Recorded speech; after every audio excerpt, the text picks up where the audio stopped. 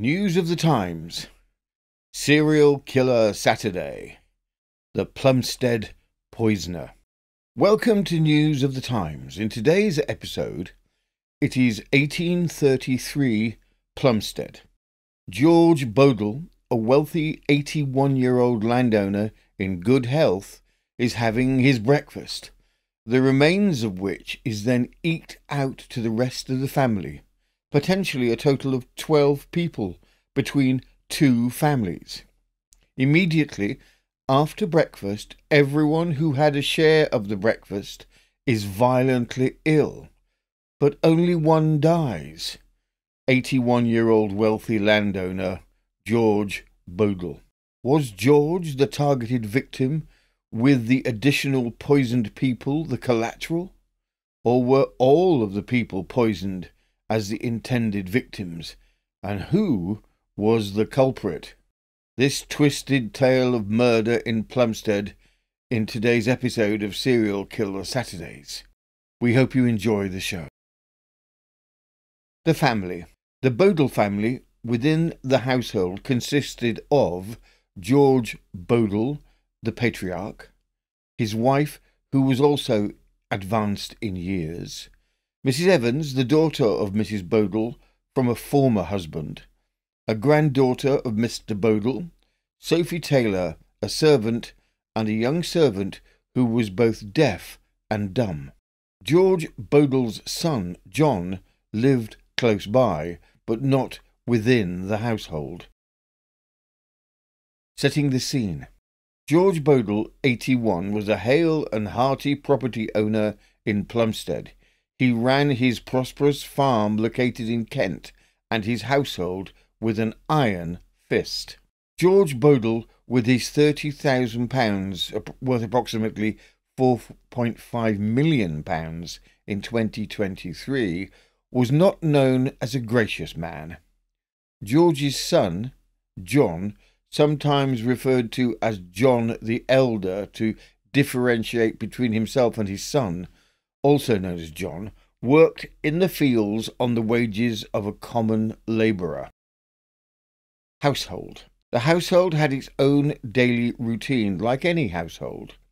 The maid prepared the coffee and the breakfast, consisting of toast and coffee. George Bodle would have his breakfast first, and then a cup of coffee would be brought up to his wife, his second wife. He was separated from his first wife in bed. From the coffee grounds, the maid, another servant girl, and the daughter of his second wife with whom he lived would reboil the coffee grounds for their own coffee. Then the household charwoman would collect those same coffee grounds and take them back to her own daughter, Mary Byng, and her 7 children. Mary would reboil the same coffee grounds a third time for herself and her family. This parsimonious nature of George Bodle was well known, and then the whole family depended on him for their subsistence. The crime. The day of the crime was much like any other day. George Bodle had his coffee and toast. A cup was set aside for his wife upstairs. The 3 women reboiled the coffee grounds for their coffee, and those grounds were then handed to the charwoman to take to her daughter and grandchildren. But this morning there was a difference. Mary Byng did not reboil the grounds for her children, as she thought they looked funny, and within a short time all those who had partaken of the coffee, some 6 in all, became desperately unwell. From the Dublin Morning Register, the 13th of November 1833, murder by poison at Plumstead.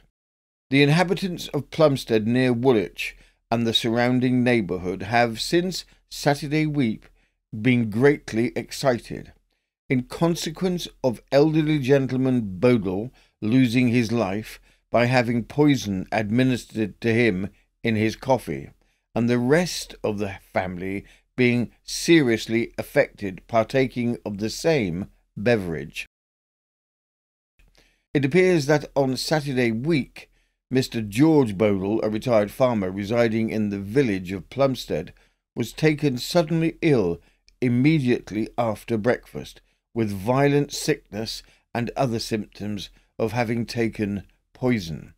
The whole of these persons were seized at the same time with similar symptoms, but not suspecting that any deleterious manner had been administered to them, they neglected to send for medical assistance until the evening.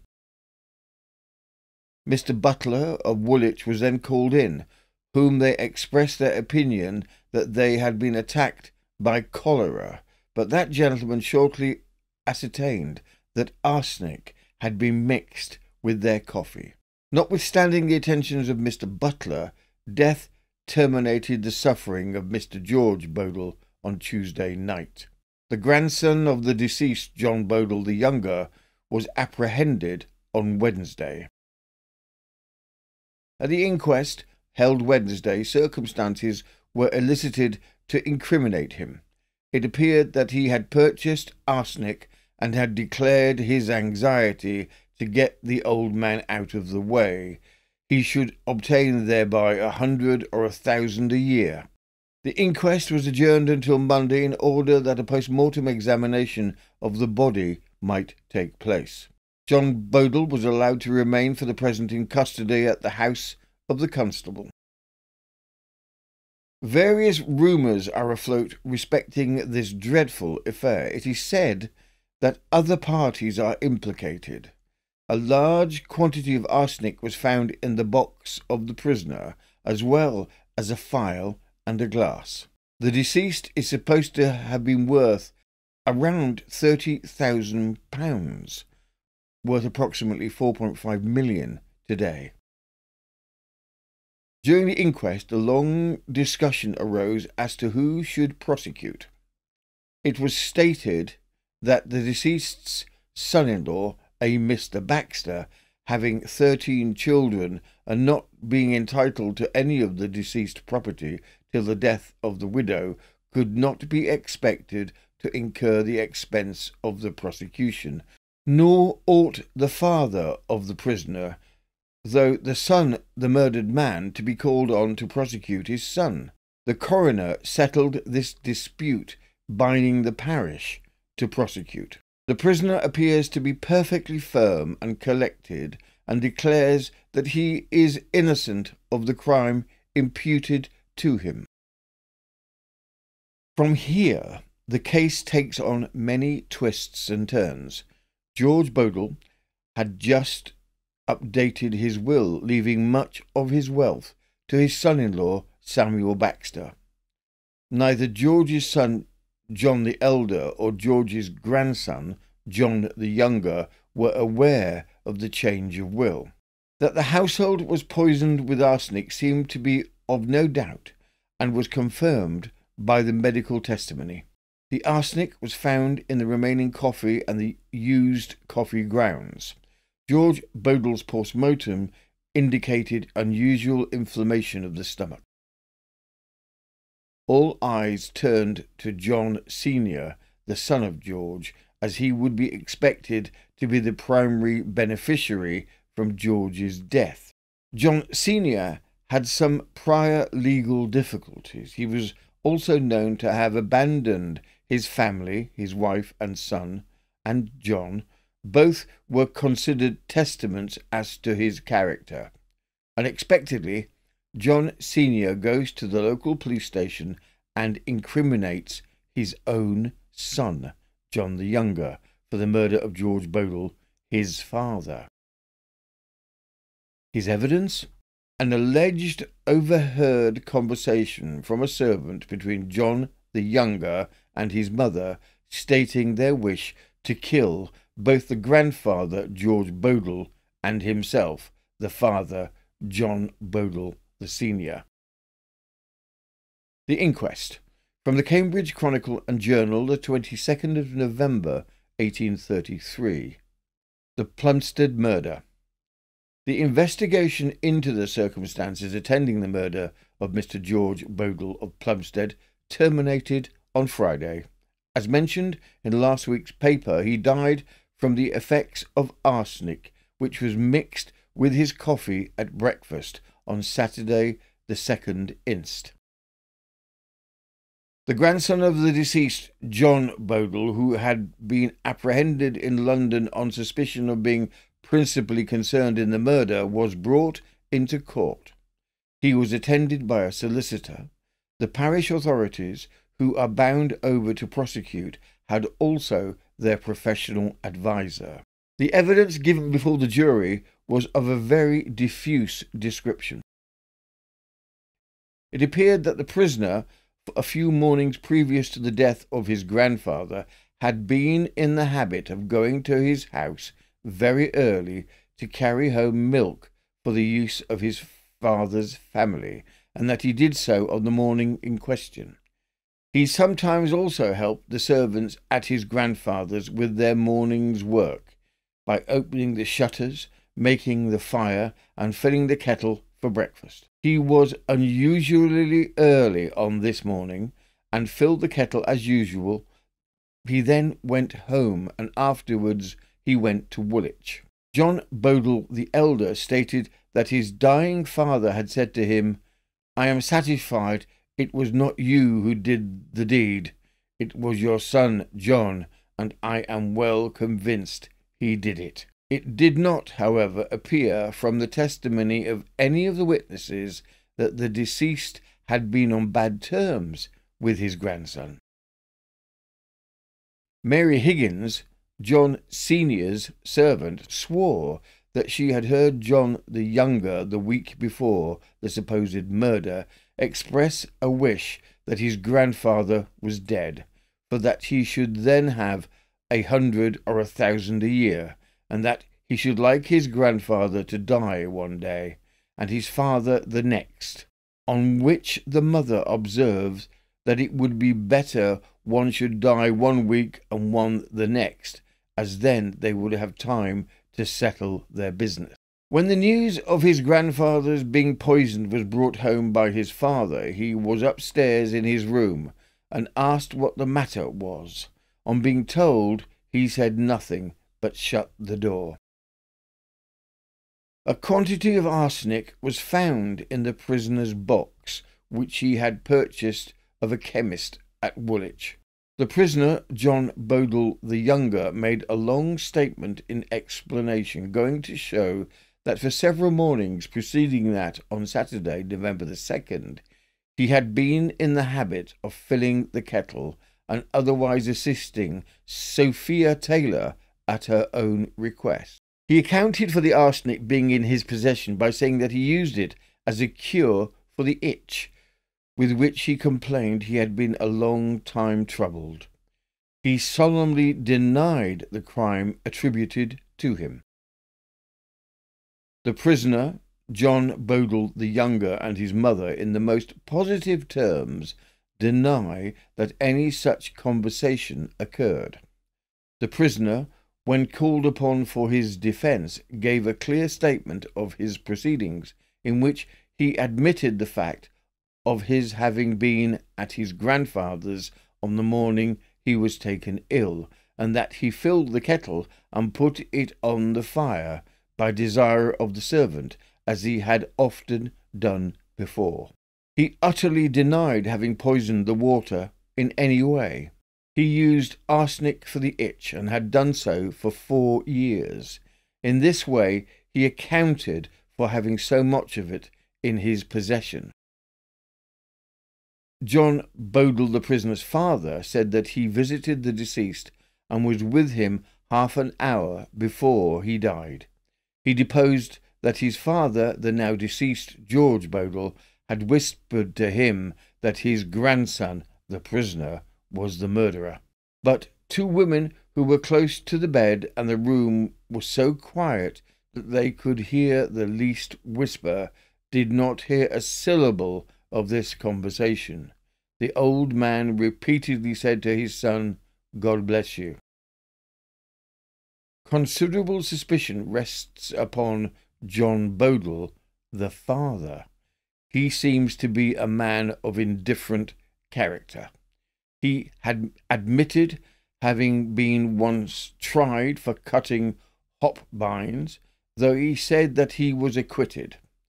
There were also two discreditable transactions about a horse and a bill, and his son said that 4 years ago he deserted his mother and cohabited with another woman. The manner in which he, John Bodle Sr., gave his testimony was very suspicious, and he made numerous contradictory statements. He professed to be on good terms with his son, although he sometimes did not speak to him for days together, and never inquired where he had been after several days' absence from home. He was evidently anxious to bring home the offence to his son. He admitted that on the Sunday night, the eve of the poisoning, he had left his bed and gone downstairs, but swore that he did not go out, and that he was not at his father's at all that day.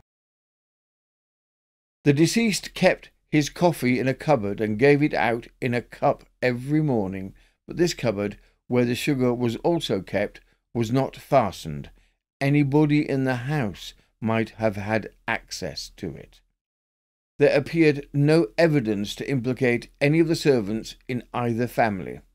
The jury returned a verdict of wilful murder against the prisoner John Bodle the younger, and the coroner bound over one of the deceased's executors to prosecute him at the next Kent assizes. With the inquest finding John the younger guilty of the wilful murder of George Bodle, his grandfather, John, is held at Maidstone Jail as the prosecution team put together their evidence. The evidence.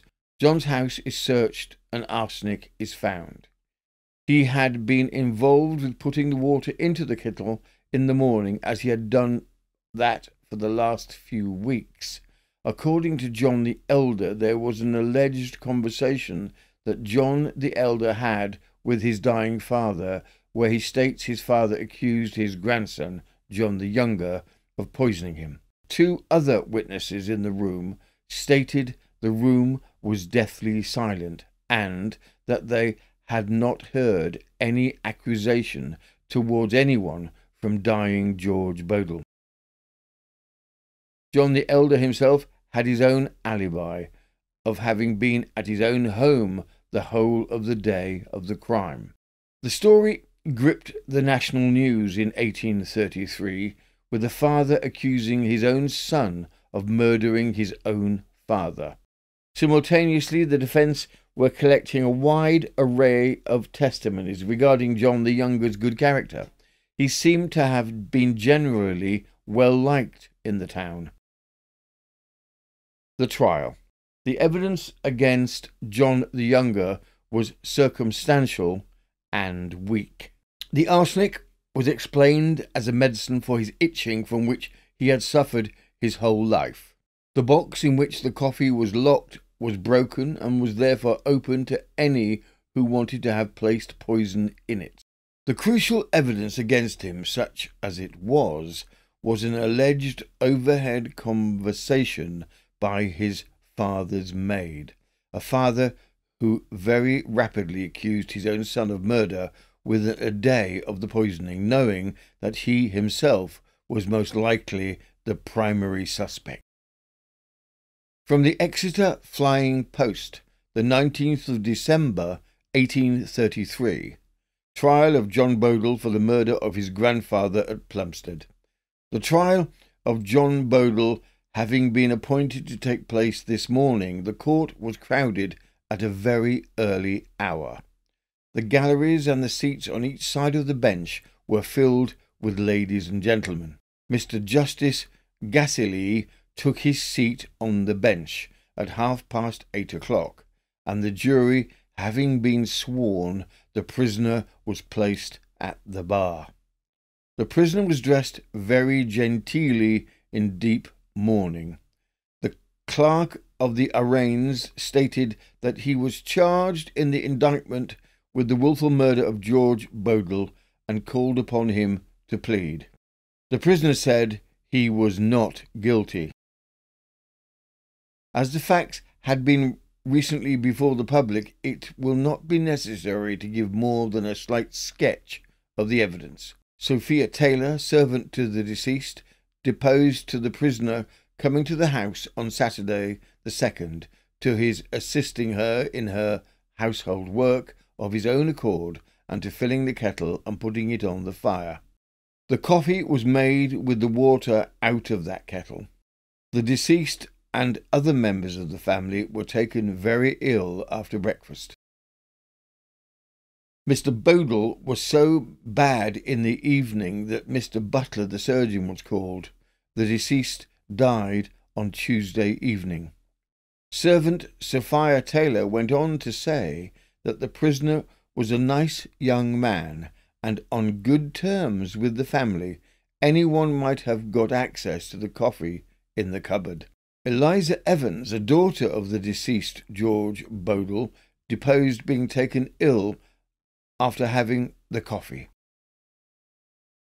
Mrs. Lear, who resided near the deceased's house, said the Bodle family gave her the remains of the coffee as usual.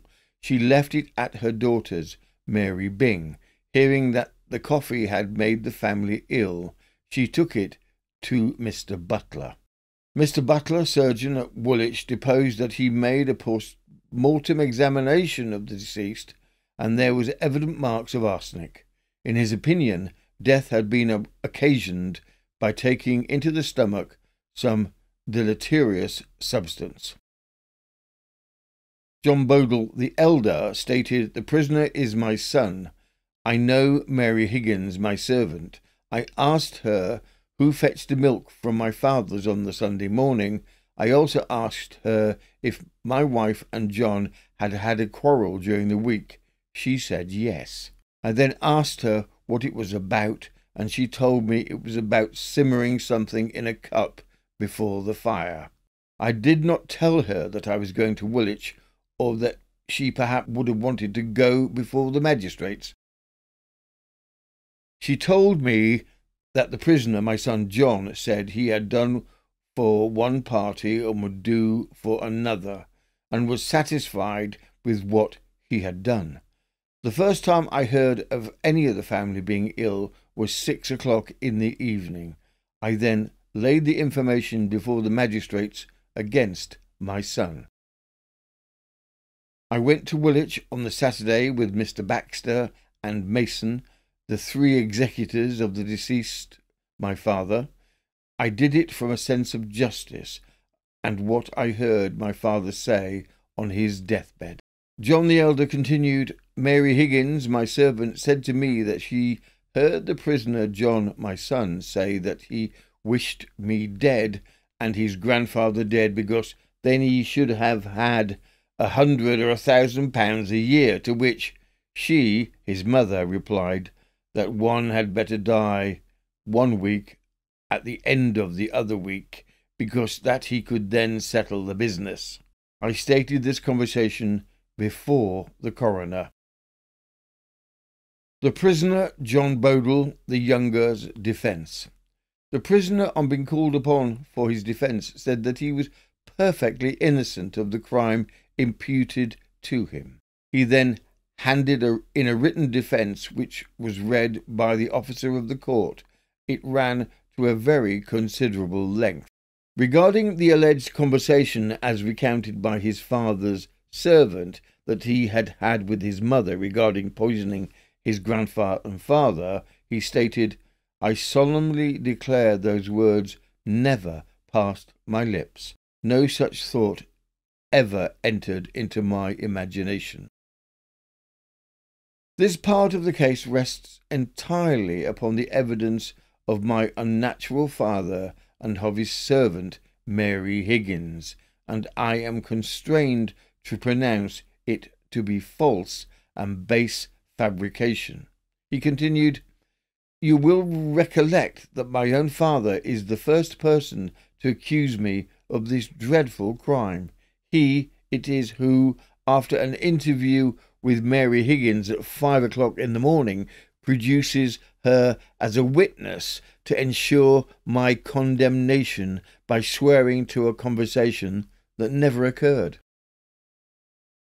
My father has not, I grieve to say, set a fit, unworthy example to his family.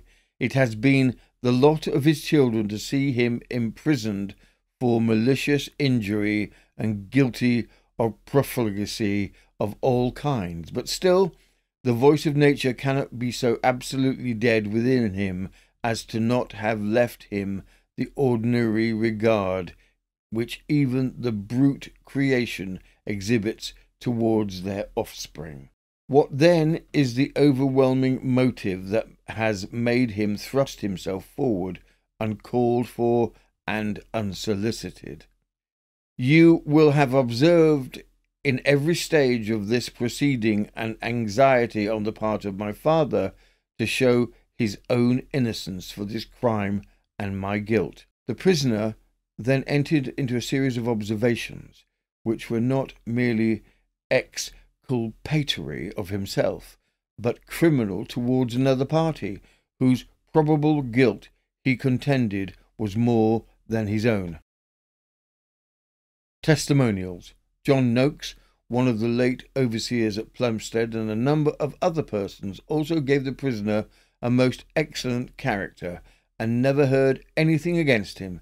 He stated that John the younger had never exhibited a malicious desire to do injury to anybody, and always heard him speak of his grandfather in the most tender and affectionate way. Summing up. The learned judge commenced summing up at 12:30, and after he had proceeded through the part of the evidence, the jury stopped him, observing that they thought it was unnecessary to read all the evidence, as they had paid great attention to the testimony of every individual witness, and they would consider their verdict. His lordship intimated that unless they were satisfied, he must read the whole of the evidence. If they wish to decide in favour of the prisoner, of course, it would be unnecessary. The jury observed after 2 or 3 minutes of deliberation that they would return a verdict of acquittal. On the verdict being declared, there were several rounds of applause which lasted for some minutes. The prisoner during the trial was perfectly calm and collected, as he was ordered to be discharged.